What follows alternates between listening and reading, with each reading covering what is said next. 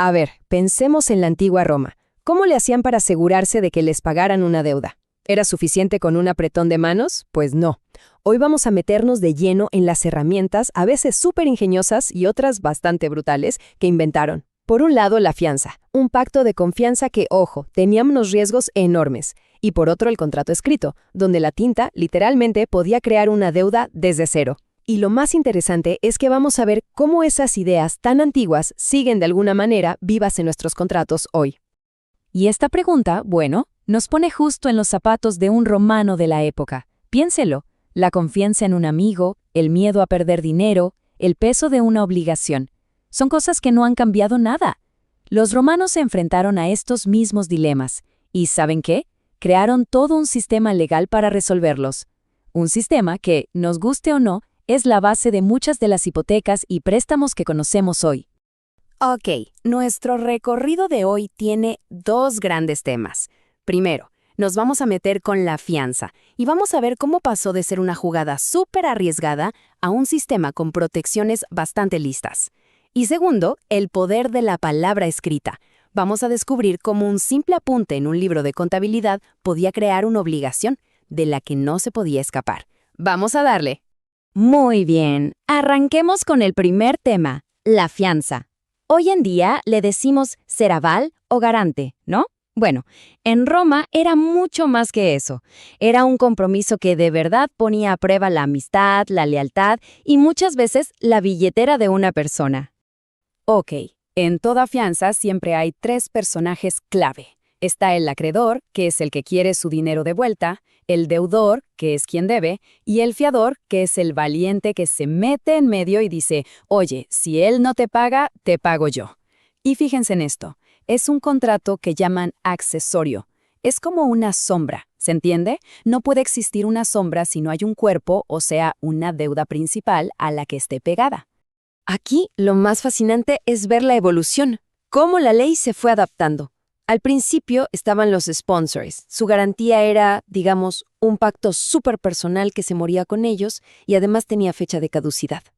Pero luego, ¡pum!, aparecen los fideusores. Y esto sí que fue un cambio radical.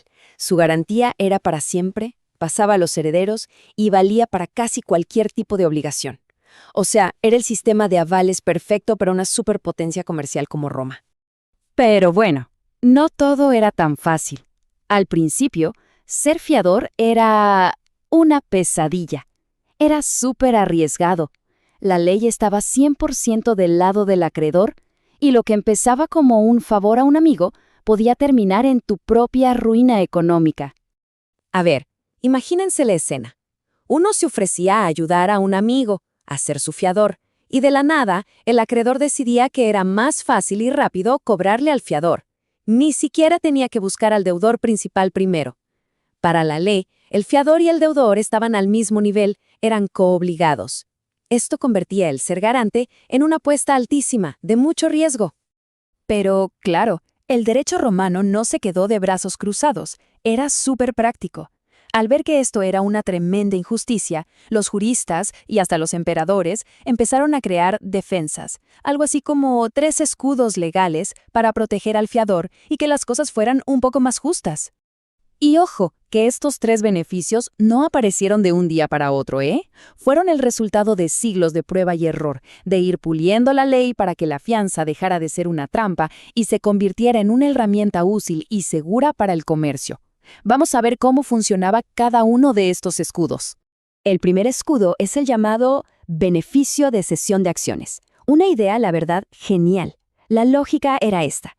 Si el fiador terminaba pagando la deuda, entonces podía exigirle al acreedor que le cediera todos sus derechos y acciones legales contra el deudor original. En otras palabras, el fiador se convertía en el nuevo acreedor. Ahora él podía perseguir al deudor para recuperar su dinero. Luego vino el segundo escudo, que resolvía otro problemón. ¿Qué pasaba si había más de un fiador? Antes del emperador Adriano, el acreedor podía elegir a uno solo y cobrarle el 100% de la deuda. ¡Imagínense! Pero el beneficio de división cambió las reglas. Ahora, el fiador al que le cobraban podía decir, un momento, vamos a dividir la deuda entre todos los fiadores que puedan pagar. Se repartía el riesgo, mucho más justo. Y llegamos al tercer escudo, el que de verdad lo cambió todo, el beneficio de exclusión de Justiniano. Este estableció algo que hoy nos parece de lo más lógico del mundo. El fiador es el plan B, no el plan A. A partir de ese momento, el acreedor estaba obligado a ir primero contra el deudor principal, y solo si no lograba cobrarle, entonces sí podía ir contra el fiador. Con esto, la fianza por fin se convirtió en lo que es hoy, una garantía secundaria. Bien, hasta ahora vimos cómo manejaban la confianza personal. Pero, ¿qué pasaba si la gente no se conocía o si vivían en ciudades lejanas? Para eso, los romanos crearon otra herramienta superpoderosa, esta vez no basada en la palabra hablada, sino en la palabra escrita. Es hora de hablar del contrato literis, un contrato donde un simple apunte en un libro de contabilidad tenía, créanlo o no, fuerza de ley. A ver, para entender esto tenemos que imaginarnos el Códex. Era como el libro de contabilidad oficial de cada patriarca romano. Y aquí viene lo increíble del contrato literis. Cuando el acreedor hacía una anotación en su columna de gastos o salidas, no estaba solo registrando una deuda, la estaba creando legalmente en ese mismo instante. El mero hecho de escribirlo ya era el contrato. Y esta era una herramienta contable súper práctica que servía para dos cosas principales.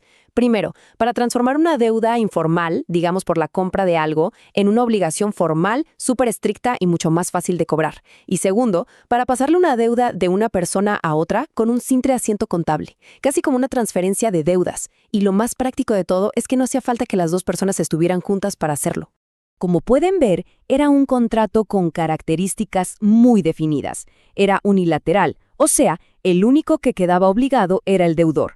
También era de derecho estricto, y esto es muy importante. Significaba que se aplicaba al pie de la letra, sin excusas ni peros. Era una herramienta muy rígida, muy formal, pero poderosa. Estaba pensada para dar seguridad en los negocios, no para ser flexible. Pero, como casi todo en Roma, el contrato literis no se quedó igual para siempre. Su importancia, y hasta su forma, fueron cambiando un montón con el paso de los siglos. Y esta evolución cuenta una historia muy clara de adaptación. Todo empezó con el Códex, un sistema súper formal y exclusivo para ciudadanos romanos. Pero a medida que Roma se fue haciendo más global, por así decirlo, necesitaron cosas más sencillas para hacer negocios con extranjeros. Ahí es donde entran los chirógrafa y singrafa, que eran, básicamente, unos pagarés. Al final, lo práctico le ganó a lo formal, y el viejo códex fue quedando en el olvido. Y aquí está el cambio de mentalidad más grande. Ya para la época de Justiniano, digamos que la magia del contrato escrito se había perdido. Un papel ya no creaba la deuda por sí mismo. Ahora era solo una prueba de que la deuda existía. ¿Y qué significa esto? Que ahora el deudor podía defenderse. Podía decir, sí, el papelito existe, pero a mí nunca me llegó el dinero. El poder ya no estaba en la formalidad de la escritura, sino en la realidad de la transacción.